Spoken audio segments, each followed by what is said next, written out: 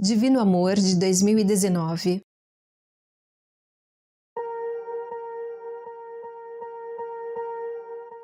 Divino Amor é um filme coescrito e dirigido por Gabriel Mascaro e que conta a história distópica de um Brasil de 2027. E é narrada por uma criança, o filho de Gabriel Mascaro, que na época tinha 7 anos de idade. Ou seja, embora a história que vemos na tela esteja no nosso futuro, ela é o passado daquela criança, o que acrescenta uma camada a mais na trajetória da protagonista e daquela criança que não existe até o finalzinho do filme. O Brasil deste filme perdeu sua festa nacional, o Carnaval, e agora tem em seu lugar a Festa do Amor Supremo, que é uma rave religiosa para comemorar a redenção do corpo e o desejo pela volta do Messias. E toda vez que vemos esta festa, está presente a protagonista Joana, interpretada por Dira Paz. É bastante perspicaz que a grande festa nacional tenha sido escolhida como símbolo do rompimento cultural e de costumes e firmar a ideia de distopia. Também ficamos sabendo que não existem mais templos religiosos de forma alguma. Os fiéis clamam ao seu Deus olhando diretamente para o céu, sem uma intermediação de uma construção artificial. Exceto pelos drive-thrus da oração, em que um pastor ouve a confissão, dá um conselho e pode dar o play numa música gospel apaziguadora. Mas o narrador deixa claro que o Estado continua laico. A ideia de futuro deste filme, que é todo situado em Recife, é de um futuro controlado, burocrático, mas não distante do ano de 2019, ano de seu lançamento. Visualmente, esse futuro é mostrado em planos fechados, no local em que mora a protagonista Joana, em que as casas são todas iguais. Também no seu local de trabalho, em que há muitas janelas de vidro, uma estrutura cinza de concreto cru, o que transfere uma atmosfera fria e despersonalizada. Mas também detectamos que se trata de uma época diferente por uma das cenas iniciais, na praia. Quanto à tecnologia nesse Brasil de 2027, ela favorece somente o Estado. O Estado detém todas as informações mais privadas dos seus cidadãos, todas mesmo. E elas são mostradas publicamente toda vez que um cidadão entra em um ambiente público ou privado. Por outro lado, as pessoas não foram beneficiadas pela tecnologia. Não vemos sequer celulares e nem uma simples menção sobre a possibilidade de Joana fazer uma inseminação artificial. Joana, a protagonista, trabalha em um cartório, trabalho ao qual ela se dedica profundamente. Só que ela usa esse contato com o público para tentar convencer casais que chegam lá à beira de uma separação a retomarem os seus casamentos. O senhor dá licença?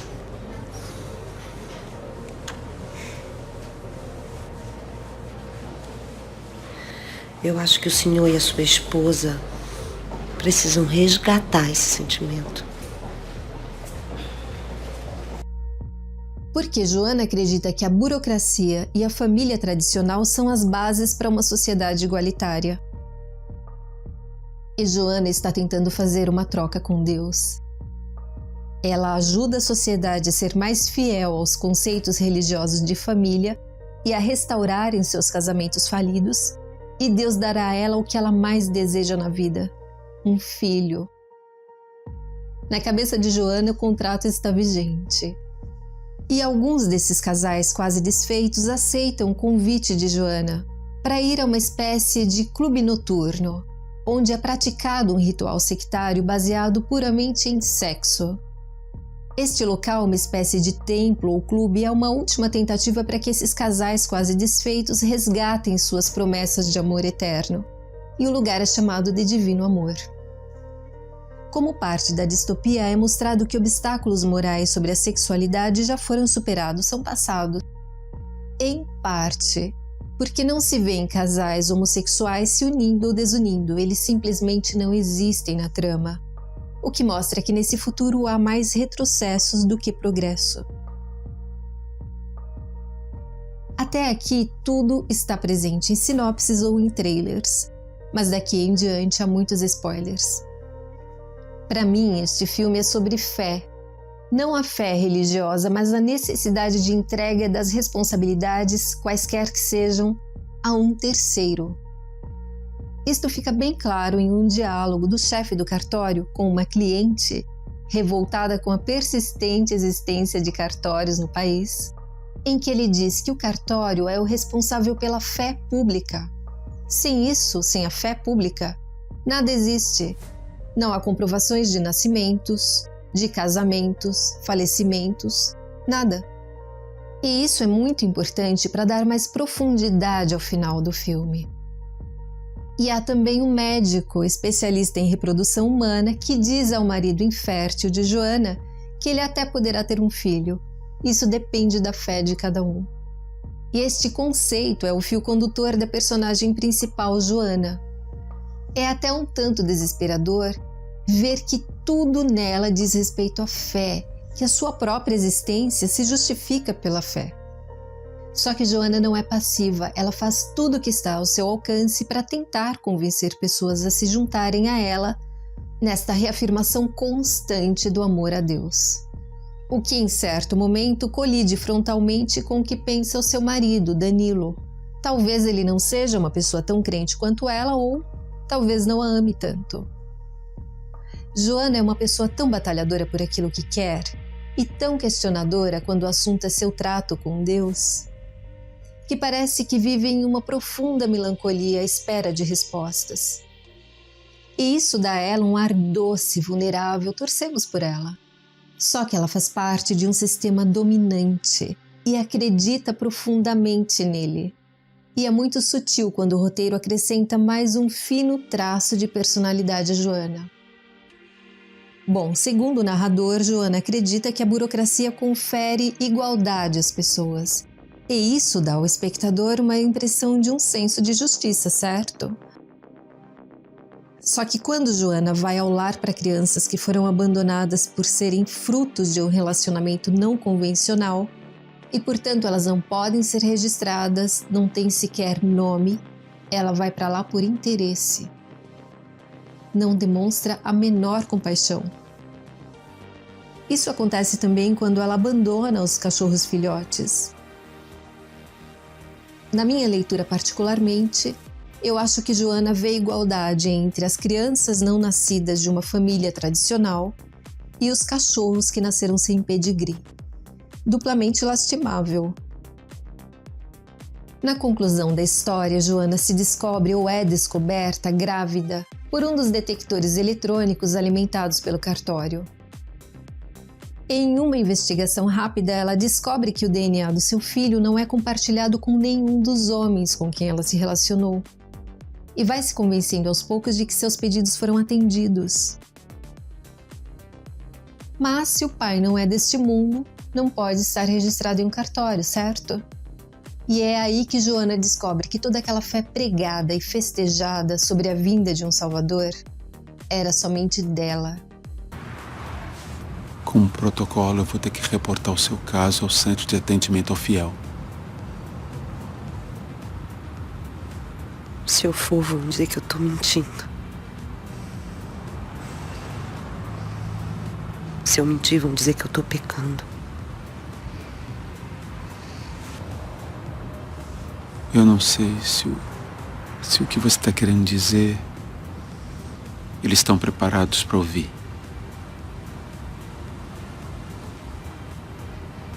Joana foi abandonada por todo mundo e seu filho é considerado um bastardo, portanto ele não pode ser registrado e oficialmente não tem um nome. E se juntará aos outros não cidadãos marginalizados pelo sistema que Joana tanto aclamava. Sem nome, ninguém saberá que ele chegou e, portanto, esse milagre pertencerá somente a Joana. E se ele for de fato o Messias, que parece que é mesmo, e se for tão revolucionário quanto indica a fala final da criança narradora, talvez um dia ele lidere essa horda de desgarrados e não cidadãos criados pelo sistema. O filme funciona muito bem com sua proposta de ser colorido e sombrio ao mesmo tempo, dependendo de qual força está na tela, se é a religião ou o Estado. E ele é inteiro de Dira Paz, que criou uma personagem incrível, incrível. Em cada diálogo, nas reações, em cada gesto. Ela é sensacional. E tem uma cena que é pequena e rápida de Thalita Carauta, mas é muito marcante. E que com certeza todo mundo já pensou ou disse aquele desabafo. É muito bacana a construção daquele Brasil de 2027 porque ele é muito próximo da nossa realidade. É uma realidade possível. E isso para mim é a chave para uma boa distopia, que tem que ser a torção da realidade e não uma invenção meramente ficcional. Divino Amor claramente é uma crítica aos impulsos religiosos crescentes no país, que naquela realidade cresceram tanto que passaram a ser parte da identidade nacional e a ditar quem pode ou não ser registrado como cidadão. Mas o que me incomoda é que ele não dá uma visão mais clara sobre a influência da religião na vida da população como um todo. Tanto assim que Joana chega a sofrer uma punição no trabalho por interferir com suas crenças na vida pessoal dos usuários do cartório. Por outro lado, as únicas figuras de autoridade mostradas no filme são o chefe do cartório, representante do poder público, e o pastor do drive-thru.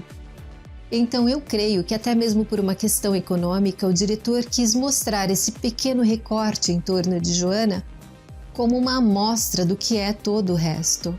E Mascaro também usa logo no início do filme dois dos maiores símbolos culturais do país, o carnaval e a praia, para mostrar o resultado de uma grande ruptura cultural e de costumes, para não deixar dúvidas. Ainda assim, eu gostaria que houvesse mais alguma coisa sobre os desgarrados, que são apenas citados, e os não registrados, não cidadãos, para entender como eles lidavam com aquela sociedade. Para quem se incomoda com cenas de sexo, pule as cenas, mas não deixe de assistir essa produção. Mesmo eu achando que elas são muito gráficas, elas são importantes para construir o perfil moral daquela sociedade. É tudo muito natural, as pessoas comuns chegaram ao controle do próprio corpo e do próprio desejo. Esse tabu já é passado, o controle agora está em outras esferas. Eu assisti Divino Amor em 2019 no lançamento e fiquei muito assustada com aquela primeira cena da rave com a bandeira. E ali eu percebi que Gabriel Mascaro tem uma visão muito detalhista, crítica e atenta às várias realidades nacionais e seus encaminhamentos. Ele descreveu um futuro muito possível, então é bom aproveitar enquanto ainda é ficção. Um bom filme para você. O único pecado que não tem perdão é a blasfêmia. Cuidado com o que você diz. Muito cuidado. E se for verdade?